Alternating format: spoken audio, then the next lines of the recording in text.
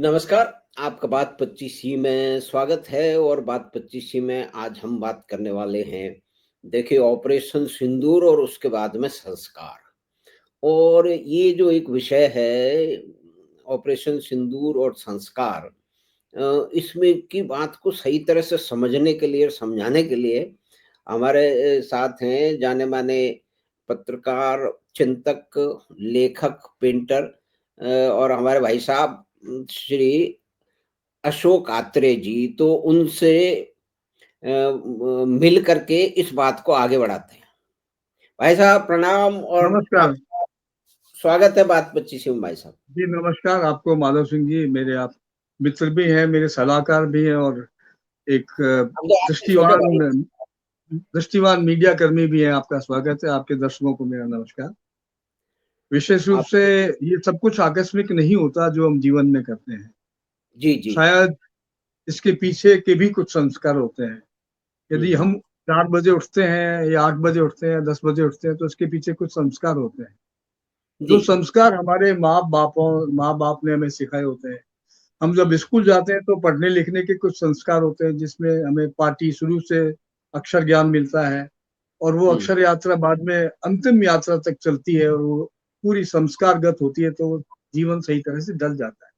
इसी हुँ, हुँ, प्रकार से सामाजिक जो हमारे व्यवहार हैं, हमारे हुँ, पारिवारिक जो व्यवहार हैं, जो हमारी रीति है, जो हुँ, राष्ट्रीय कर्म है, जो सामाजिक प्रतिबद्धताएँ, मान्यताएँ, रीति-रिवाज हैं, उनको हुँ, भी करने के उनको संपूर्ण रूप से सफलतापूर्वक उनका निर्वहन करने के लिए हमें कुछ संस्कारों से, कुछ बीज संस्कृति से जुड़ना पड़ता है, जिसको बीज संस्कृति कहते हैं।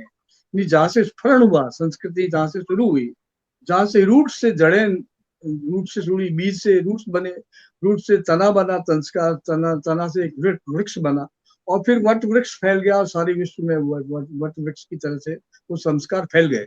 तो भारत को हम एक ऐसे विशाल वट वृक्ष के रूप में जानते हैं, जिसे अश्वत्थ कहते हैं।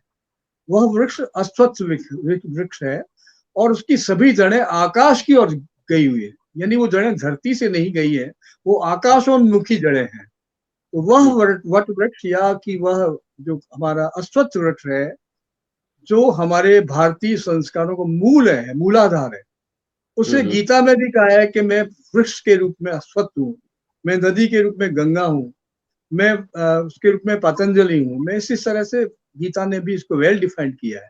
तो संस्कार की जो थ्योरी है, जो भारतीय जो हमारी पद्धति चिंतन की जो विचार परक जो मान्यताएं हैं, उसका हुँ, हुँ। संबंध न केवल 10 धर्मों से है, बल्कि मूल आस्थाओं से, मूल वृत्तियों से, मूल विकास की गति से भी है और इस रूप में संस्कार हमारे जीवन का एक हिस्सा है।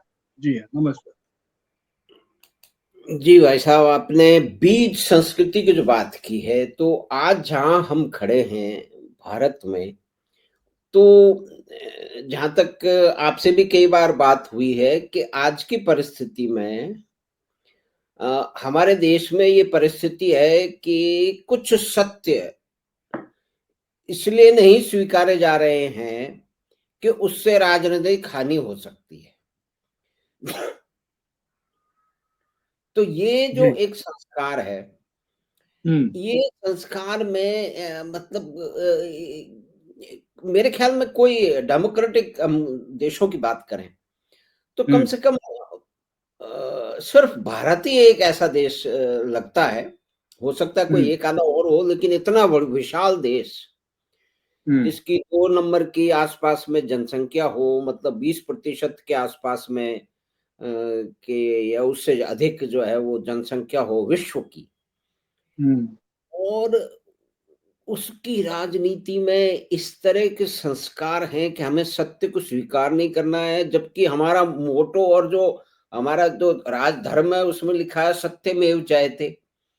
अब जी, बिल्कुल। सत्यमेव जयते की बातों के साथ में ये इतना झूठ के जो सामने खड़ा है कि भाई ऑपरेशन सिंदूर एक माइलस्टोन, एक चेंज ओवर, एक एक जिसको कहते हैं फंडामेंटल चेंज है हुँ, भारत की वैश्विक स्थिति में। और उसमें सभी कुछ आ गया। आप इकोनॉमिक पावर बन रहे हैं, तो जब तक आप मिलिट्री पावर नहीं बनेंगे, बाहर से सामान खरीद करके, उधार के अस्त्रों से आप अपनी सेनाओं को सुसज्जित करते रहेंगे, उसके कारण भी अलग हैं, उसका भी एक संस्कार है। तो इसकी जी। शुरुआत कहाँ से हुई? क्या ये संस्कारों की शुरुआत बहुत आरंभ से ही मतलब स्वतंत्रता के आसपास में, अगर देखिए वास्तविकता में तो स्वतंत्रता तो हमें बाद में मिली डोमिनियन स्टेटस मिलने के साथ ही। और जी। ये बात क्यों छुपाई जाती है कि एक अटलांटिक चार्टर था, जिसके हम्म। अंतर्गत जिन भी देशों को जो कि औपनिवेशिक आजाद किया साम्राज्य गया। थे, उनको अमेरिका के ये नियम था कि भई हमें आपकी मदद करेंगे, लेकिन आपको अपने उपनिवेश जितने हैं, उन पे आधिपत्य छोड़ना पड़ेगा, उन्हें स्वतंत्र करना पड़ेगा। ये बात हम्म। जो है ये हमारे मीडिया में या कि डिस्कशन में या कि डिस्कोर्स में आती क्यों नहीं है? तो मतलब ये एक पूरा सत्य तो नहीं है ना कि भई एक पार्टी ने, कुछ लोगों ने मिलकर के इस देश को स्वतंत्रता दिलवा दी। कुछ और भी दुनिया की वैश्विक जो है अवधारणाएँ थीं, उसके दबाव थे, उसके कारण थे। और दूसरे विश्व युद्ध के बाद वैसे भी इंग्लैंड जो है वो पूरी तरह से उस परिस्थिति में नहीं था। कमजोर है, इस तरह बिल्कुल के हो गए। डोमिनेटिंग है। तो ये इसको ज़रा-सा भाई साहब आप समझाएँ, क्योंकि वो तो आपने पूरा कालखंड बड़े नज़दीक से देखा है, और उसके बाद भी आपने नॉन अलाइनमेंट का जो एक बुखार था, वो भी आपने देखा है कि हमें अपने देश के भविष्य की और उसकी प्रगति की चिंता नहीं है। हम बाबा जी बनने के लिए तैयार खड़े हुए हैं कि हमें ये भी नहीं, इधर भी नहीं जाना, उधर भी नहीं जाना। तो ये ज़रा बताइए बाबाडम का ये रोग हमारे यहाँ कहाँ से है? आपने मेरे ख्याल में मुझे किसी ऐसी परिस्थिति में मुझे आपने डाल दिया, फंसा दिया, जिससे निकलना मेरे को भी थोड़ा मुश्किल नजर आ रहा नहीं, है। नहीं भाई। तो लगभग स्थिति ये है कि यदि आप किसी स्वर्ण के पात्र में हाथ डालें हुँ, और उसमें यदि बजाय अशर्फियों के और बजाय माल के यदि बिच्छू आपको काटने लगे, बिच्छू काट खाएं, तो आपको बड़ा कष्ट होगा। जी। तो मेरे ख्याल में जो मॉडल हमारा जो राष्ट्रीय मॉडल था, मैं थोड़ा सा उसको प्रतीकात्मक रूप से कहना चाहूंगी कि हमारा जो राष्ट्र धर्म है हुँ, या राष्ट्रीय जो मॉडल है, वो हुँ, एक ऐसे स्वर्ण पात्र का मॉडल है जिसको सर्पों द्वारा आच्छादित किया हुआ है। यानी ज्ञान या हमारे संस्कार या हमारे जीवन मूल्य या हमारी आस्थाएं, हमारा भविष्य या हमारा सब कुछ, हुँ, राजनीति जिसमें कूटनीति भी शामिल है। हुँ, कूटनीति इसलिए शामिल है कि गीता में कूटनीति का भी एक प्रयोग हुआ है। जी, रामायण काल में राम की नीतियों का प्रयोग हुआ जो पूरी तरह से शाश्वत थी, जो परंपरागत थी। जी, किंतु महाभारत काल तक आते आते कूटनीति का भी प्रयोग हुआ और कूटनीति के संस्कारों ने हमारे मूल जो संस्कार थे, पुराने हुँ, भारतीय संस्कार थे, उनमें बदलाव आया।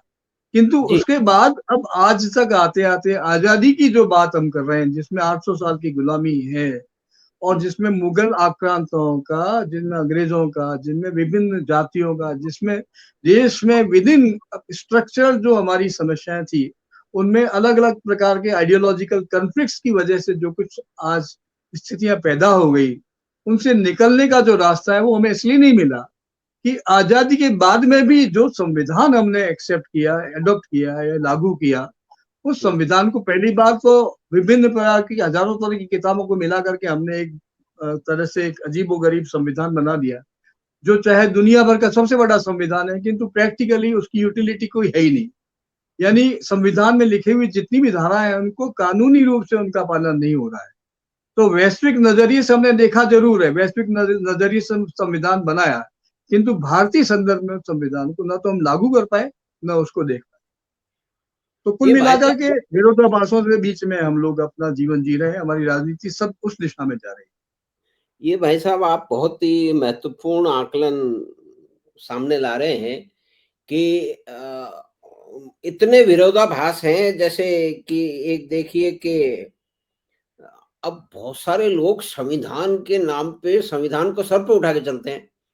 लेकिन हम्म। संविधान की जो मूलभूत जो आधार है और भावना है और उसकी आत्मा है, उसको हम्म। उसको तो मानने का, उसकी पालना करने का उनके संस्कार ही नहीं है।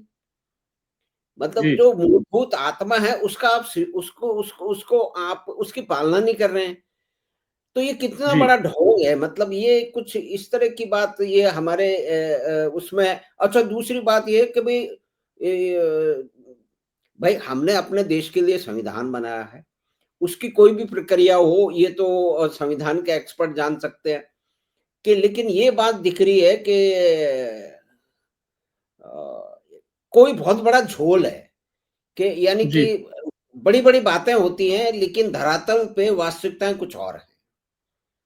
जैसे जी हाँ, झोल सत्यमेव तो देखिए, झोल तो मेरे ख्याल सत्यमेव में शुरुआत लेकिन यहाँ सत्यमेव है जयते वाली आप जी, सत्यमेव जयते की आप बात करते हैं, जिसको जी, हमने संविधान में भी अडॉप्ट कर लिया है, मान लिया है सत्यमेव जयते को हमने आधार सूत्र बना लिया, जो जी, महाभारत कालीन था।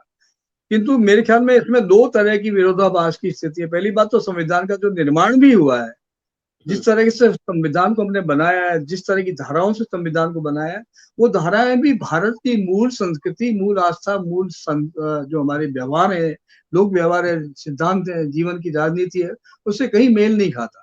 तो पहली बात तो वही कॉन्ट्रडिक्शन हो जाता है कि भारतीय संविधान भी अधूरा है या उसे किसी प्रकार से एक तरह से बहुत बड़ी वैचारिक दृष्टि या आस्था के साथ में नहीं बनाया गया।